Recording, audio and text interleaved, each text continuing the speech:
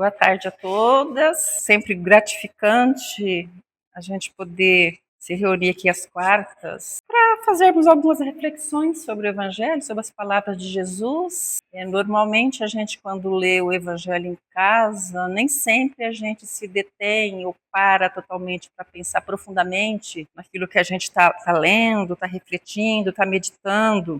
Até porque é o nosso pensamento conosco mesmo, né? Quando a gente tem a oportunidade de ouvir um outro pensamento de uma outra pessoa, eu acho que tem um pouquinho mais de proveito, porque a gente consegue ali fazer um paralelo àquilo que eu acho, àquilo que a outra pessoa está achando. Então é importante que a gente tenha esse tempinho para estar aqui, para receber essa graça da tarde. Então, antes da gente começar, vamos elevar os nossos pensamentos até o alto, né, até Jesus. Vamos agradecer. Senhor Jesus, nós te agradecemos pela oportunidade que nos concedestes, Pai amado, de estarmos aqui nessa quarta-feira. Nós rogamos a Ti, Senhor Jesus, sendo do nosso merecimento, que nós consigamos aliviar as nossas angústias, serenar as nossas mentes, os nossos corações, que as reflexões de hoje do Teu Evangelho possam servir de alimento ao nosso espírito, Senhor Jesus, e que nós possamos também, levar a paz que aqui receberemos, essa energia positiva de cura, de luz, ao nosso lar, às nossas famílias, a todas aquelas pessoas que estão nos nossos pensamentos e nas nossas orações. Te pedimos também, com muito carinho, Pai amado, que o Senhor acolha em teus braços todos aqueles vossos filhos que partiram para a pátria espiritual por esses dias com as chuvas recentes de Minas Gerais, de todos os outros lugares. Abençoa, Senhor, a nossa tarde, o nosso lar e fortaleça a nossa fé. Que assim seja, graças a Deus. Hoje a gente vai entrar num capítulo novo do Evangelho. Quanto mais eu leio o Evangelho segundo o Espiritismo, parece que eu nunca leio. Quanto mais a gente vê uma passagem, ela sempre traz alguma coisa nova, uma surpresa nova, né, para a nossa vida. Como a gente vai começar hoje o capítulo 18, muitos os chamados e poucos os escolhidos. Nós vamos ter aqui a parábola do festim das bodas, a porta estreita, nem todos os que dizem Senhor, Senhor, entrarão no reino dos céus. Muito se pedirá àquele que muito recebeu, e as instruções dos Espíritos dar-se-á àquele que tem.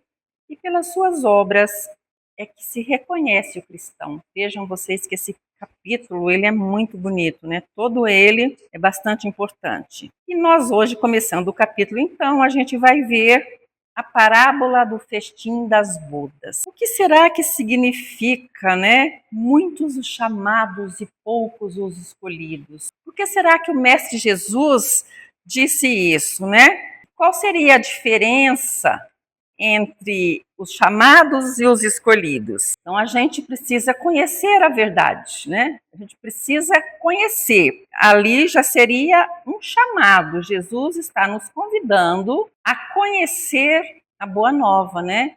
A conhecer o Consolador prometido, que é a doutrina espírita. E ser chamado é ser escolhido. Será que Jesus, será que o Pai Deus está sendo ingrato? Por que está chamando, mas está escolhendo? Um pode, outro não pode.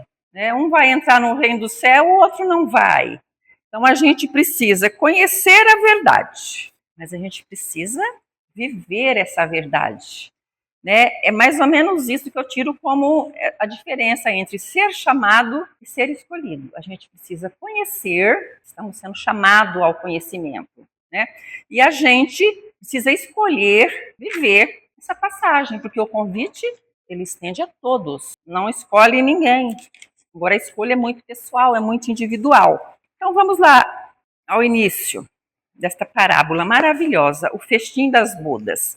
A gente sempre vê o casamento como um momento de alegria, de felicidade na família, de muita emoção.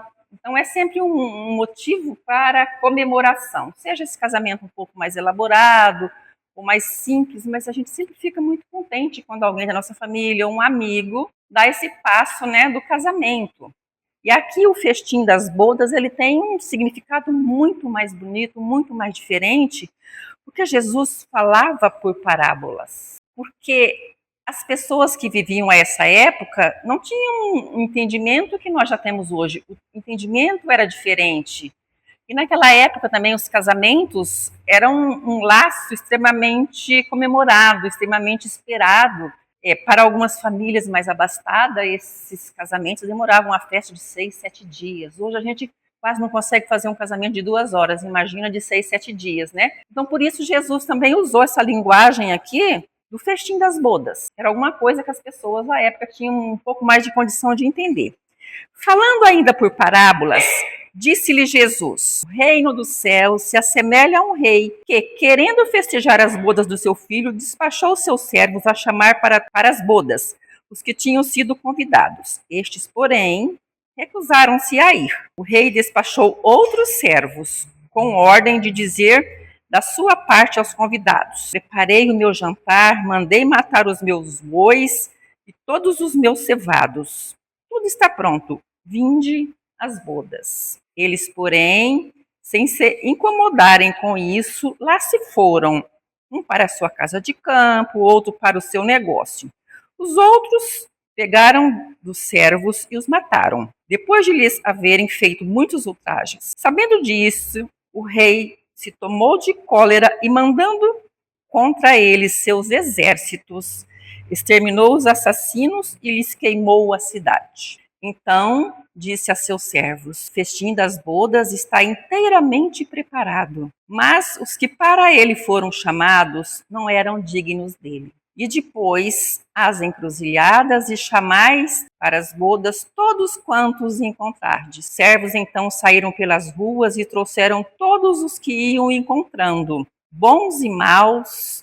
A sala das bodas se encheu de pessoas que se puseram à mesa. Entrou em seguida o rei para ver os que estavam à mesa, e dando com um homem que não vestia a túnica nupcial, disse-lhe: meu amigo, como entraste aqui sem a túnica nupcial? O homem guardou silêncio. Então disse o rei à sua gente: atai-lhe as mãos e os pés e lançai-o nas trevas exteriores. Aí é que haverá prantos e ranger de dentes, porquanto muitos há chamados, mas poucos escolhidos. Essa passagem está em Mateus, capítulo 22, versículo de 1 a 14. Essa passagem aqui é bem grande, eu vou ler esse pouco, daí se tiver tempo eu volto mais um pouquinho. Primeira reflexão para a gente já ir pensando, né? Pensando agora e pensando agora que a gente chegar em casa, né? Que vai longe. Será que já estamos credenciados para o banquete nupcial? Será que nós, encarnados e desencarnados, que estamos aqui nesta tarde, e outras pessoas da nossa família, e nós, humanos encarnados, já estamos credenciados, já temos um vislumbre desse banquete nupcial? Uma outra reflexão: como estão as nossas vestes nupciais? E de que forma os convites chegam até nós? Aqui está estragado, mas achei uma imagem bem bonita aqui de Jesus vestindo uma veste em uma outra pessoa, uma veste branca. A nossa veste não precisa ser branca, ela pode ter a cor que nós quisermos. E a gente não para refletir no dia a dia. Será que eu já estou com algum pontinho, alguma coisa? Será que eu já estou preparando a minha veste nupcial para poder viver o Evangelho de Jesus conforme ele nos prega? Essa narrativa, ela revela duas ideias. Ela tem várias ideias, mas as duas importantes que eu achei. A primeira é o estado de plenitude espiritual para cada um de nós. Seria o reino dos céus. É o convite destinado a todos nós. Podem observar, né, na leitura que Jesus convidou primeiro, porque como Jesus, o rei, convidou primeiro, porque como ele era o rei, é lógico que ele tinha altas relações, pessoas de posse, pessoas importantes, né, doutores da lei. Então, assim, ele convidou primeiro essas pessoas que recusaram. Possivelmente, nós naquela situação, naquela primeira leva de convites, se eu sou convidada para aquele banquete que o rei me convida, e ele me convida eu tendo roupas bem simples, humildes, dificilmente eu iria: não, eu não vou. E a gente às vezes faz isso, quando vai ter alguma festa importante: não, acho que eu prefiro nem ser convidada porque eu não tenho roupa à altura. Então a gente dá muito valor a essa veste que a gente ainda usa por aqui, né? A gente ainda precisa dela. E a segunda diz respeito à forma como atingir a perfeição espiritual. Por meio de uma festa de casamento ou a união com Jesus, guia e modelo da humanidade terrestre. Nesta festa, os discípulos do Mestre encontrarão uma farta provisão de bens para suprir todas as suas necessidades de fome e sede. Porque quando Jesus usou essa parábola, né, sendo ele um pedagogo maravilhoso, não quer dizer que realmente aconteceu o rei. Ele usou, né, desses artifícios para fazer o povo da época ter esse entendimento. Cuidai primeiramente do vosso espírito, porque a gente sabe que o nosso espírito ele se reveste, né, ele tem essa veste que é o corpo de carne. A gente se veste com uma roupa, uma túnica, um vestido, qualquer que seja a nossa peça de roupas. E a gente se descuida da nossa veste mais importante, que é revestir o nosso espírito de amor, de solidariedade, de fraternidade, de perdão. A gente se preocupa muito com o exterior e descuida do nosso interior. Na maioria das vezes, a gente não está nem preocupado se eu estou chamada, né, se eu estou sendo chamada, se Jesus envia para mim todos os dias um convite e eu acabo fazendo a escolha errada, eu acabo não aceitando os seus propósitos, eu acabo não aceitando o seu convite. É certo que nós espíritas sabemos que esse convite não quer dizer que a gente vá desencarnar daqui e vá partir para o paraíso eterno sem fazer mais nada. Não, pelo contrário. Eu preciso me preparar, aceitando esse convite de Jesus, vivendo o seu evangelho, para que eu possa evoluir, para que não aconteça comigo, né? A maioria de nós espíritas sabemos, né, do compromisso que nós temos, do que a gente faz aqui, do que a gente certamente vai continuar a fazer, porque o espírito não morre jamais. Se a gente for pensar bem, a nossa vida, ela é uma vida em muitas vidas. Nosso espírito vive para todo sempre. A diferença é que eu estou ora do plano espiritual, ora eu estou estagiando aqui. Vou lá, aprendo um monte de coisas, se for do meu esforço, volto para cá e tento continuar o aprendizado. Eu tento continuar sendo a convidada de Jesus. Aí a gente vai pensar assim, devagar, o que será que representa, por exemplo, por que Jesus disse o rei e o filho? Quem representa o rei? A gente sabe que ele usou, né, de um sentido figurado, né? O rei representa o Pai, né?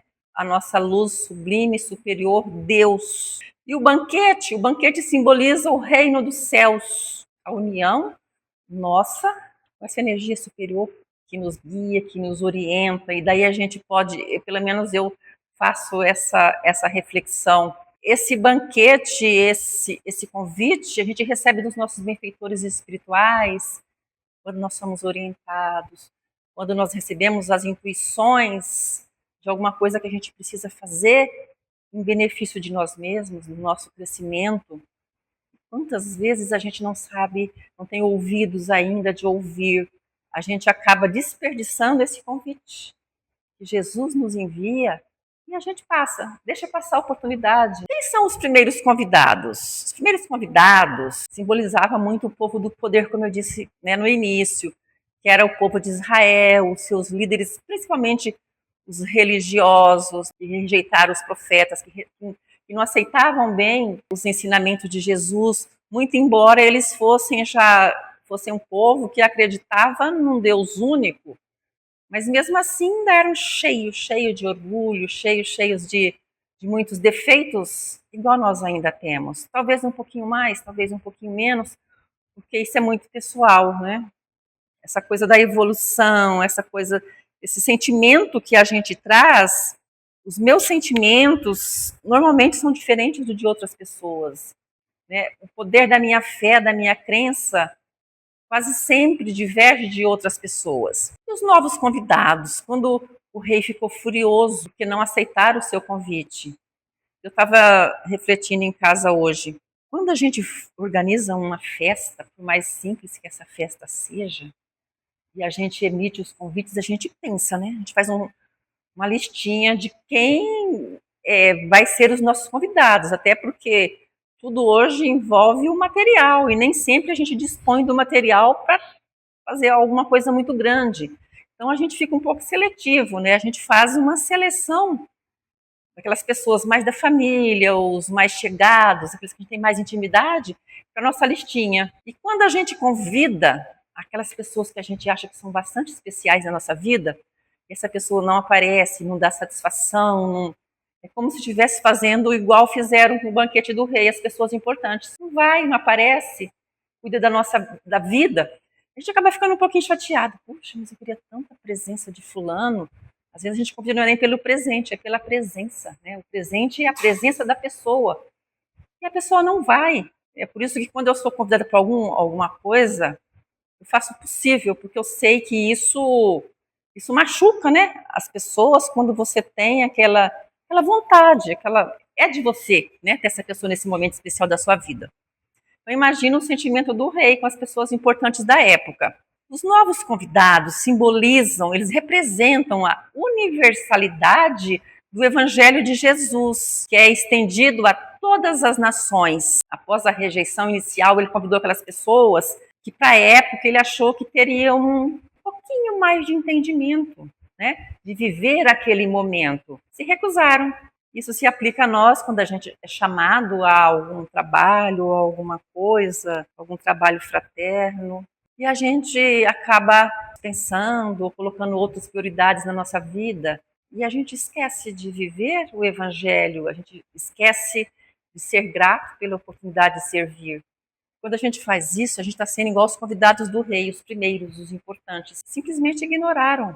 A veste nupcial simboliza a transformação interior necessária para a nossa melhora enquanto pessoas. Estar na festa sem a veste significa professar a fé apenas, da boca para fora. Professar essa fé, ela precisa ser raciocinada. A gente está vestindo a veste nupcial aos pouquinhos, né? Uma hora uma manguinha, outra hora outro pedacinho, quando a gente já vai conseguindo ter aquela fé um pouco mais centrada nos nossos objetivos, um pouco mais centrada na mensagem do Evangelho de Jesus, aquela confiança que a gente precisa ter, tudo vai se resolver, que a gente vai vencer, que a gente vai superar. Quando a gente consegue ter a fé dessa magnitude, desse comecinho, eu penso que nós já estamos começando a ser preparados. Quando nós dispomos do nosso tempo para estar numa casa espírita, mesmo que em um grupo pequeno, para estar refletindo, para estar estudando, já estamos ali, nós nos preparando também para um banquete. Não estou aqui a dizer que outras religiões não têm esse direito. Todos os cristãos têm. Tanto é que o último convite foi para todos. Todos podem entrar na casa de Deus, nessa casa espírita, num templo evangélico, numa igreja católica. Todos aqueles que queiram fazer e tenham vontade podem fazê-lo. Agora, a forma como cada um de nós vai vivenciar os ensinamentos, isso é que difere de uma pessoa para outra. Eu posso ir em 3 casas diferentes, 3 religiões diferentes e não me encontrar em nenhuma, porque eu não vou estar preparada, porque eu não estou aberta para viver o ensinamento de Jesus.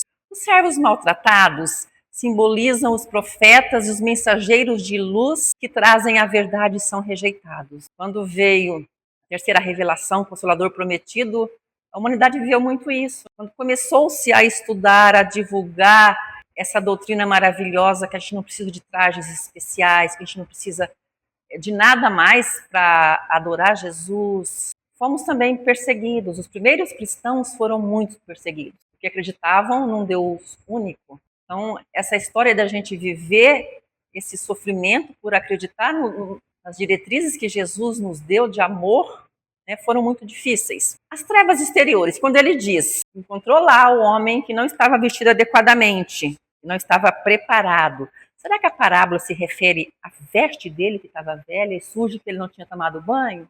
Não, mas se refere, Jesus quis dizer, sobre a preparação espiritual. Por isso que eu penso, será que a gente está preparado, né? Como está o nosso interior para viver e se alimentar desse banquete espiritual que Jesus nos oferece. Aqui para nós espíritas, as trevas exteriores, que ele mandou amarrar o servo, atar as mãos e jogar para as trevas, não quer dizer que ele mandou amarrar, jogar para ser crucificado por toda a vida na escuridão. Não. É para a gente avaliar, para a gente analisar. Para nós significa, talvez, algumas encarnações difíceis que nós teremos que passar. Talvez algum tempo nosso espírito aí na erraticidade, sem se encontrar, sem saber para onde vai. Não quer dizer que a gente possa estar hoje inaptos a deixar esse corpo, já está super bem. Mas que a gente tem a possibilidade de continuar estudando, servindo e aprendendo. Uma passagem bem interessante, que é mais comum e mais conhecida de todos nós espíritas, é sobre André Luiz. Foi um médico aqui na Terra, famosíssimo, desencarnou, teve o seu período de trevas exteriores, como diz aqui, ou seja, de sofrimento até ele se encontrar espiritualmente. E quando ele se depara, chega na sala de Clarencio, sou médico, eu preciso de um trabalho, eu quero trabalhar como médico.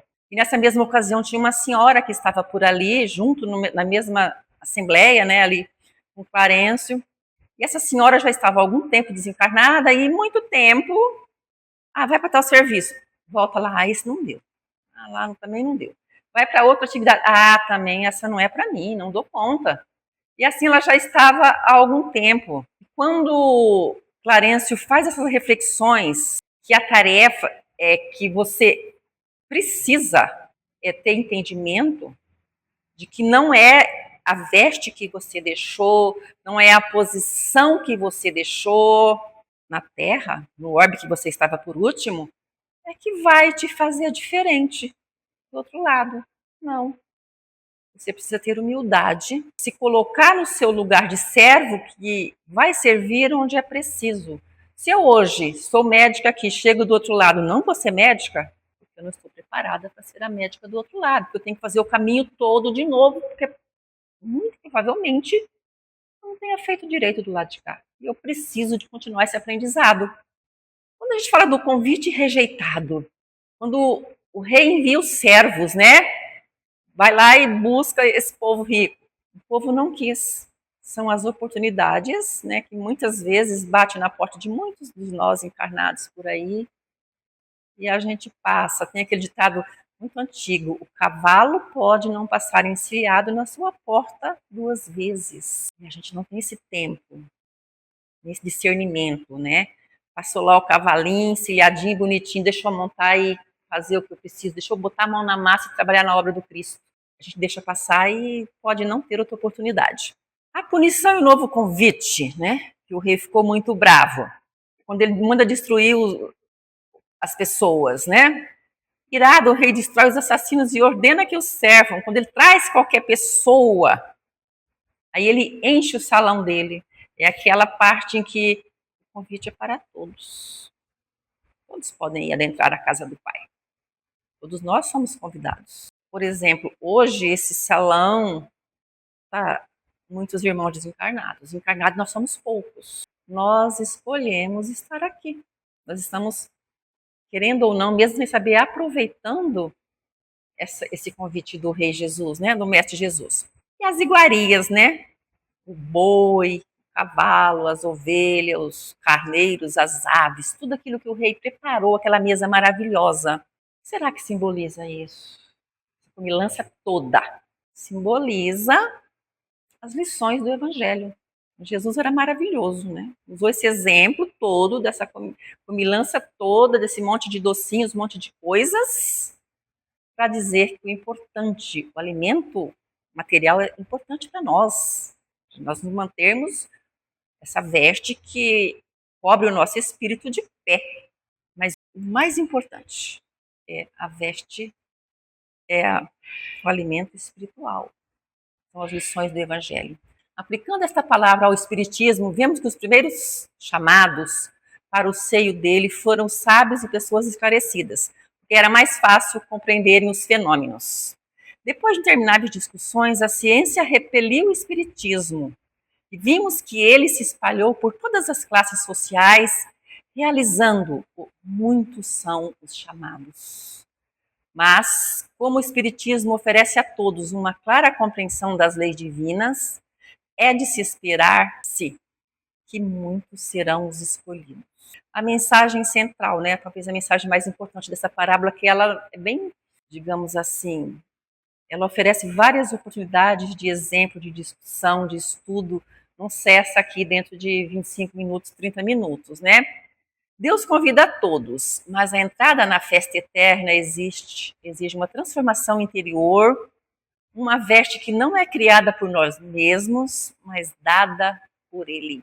É uma advertência contra a hipocrisia e a religiosidade superficial, destacando que apenas ter fé não basta. É preciso estar vestido de Cristo. É um exemplo muito claro, né, de que nós somos convidados todos os dias. A escolha é muito individual, muito pessoal, e que eu não posso interferir na escolha do meu familiar, ou do meu amigo, do meu marido, do meu filho, de ninguém. Jesus nos convida todos os dias. O convite bate à nossa porta mental, espiritual, todos os dias, nas pequenas ações, nas pequenas atitudes. Agora cabe a cada um de nós ter esse esforço de merecer esse convite e retribuir esse convite, aceitando, né, os seus ensinamentos, aceitando apenas, não, gente, aceitando e praticando, que eu possa aceitar a mensagem do Cristo como uma mensagem que vai enriquecer o meu espírito, que vai me fazer evoluir moralmente. Eu posso ter esse entendimento. Agora, a prática exige um outro esforço, que é viver o amor do Cristo, que é praticar a caridade e que é viver a fraternidade entre todos os irmãos, entendendo que todos nós podemos ter esse convite, podemos receber. E a gente não pode aí se achar melhor ou não, porque eu estou aqui hoje na casa espírita, sou melhor, sou nada. Então que a gente possa viver com plenitude essa fase, essa oportunidade que Jesus nos concedeu nesta encarnação, de sermos chamados para viver o seu evangelho aqui, enquanto encarnados, por sermos escolhidos para viver e exercitar sua prática de amor. É o que nós tínhamos para hoje. Nosso muito obrigado e que Jesus nos abençoe. Ainda com os nossos corações, nossas mentes serenados, né, pelo esse pouco de ensinamento que nós pudemos ter hoje, por essas poucas reflexões do nosso chamado, do nosso convite individual, pessoal, que nós recebemos de Jesus, que nós possamos conseguir viver o seu amor, né, cada dia um pouquinho. Senhor Jesus, que nós possamos levar a sua palavra de conforto para os irmãos que necessitam, para aqueles os quais nós somos convidados a auxiliar, a ajudar. Que o Senhor abençoe a nossa tarde, a nossa noite, os nossos dias. Que o Senhor proteja a nossa família. Que nós possamos manter unidos, viver o teu evangelho todos os dias de nossa vida. Que assim seja, graças a Deus.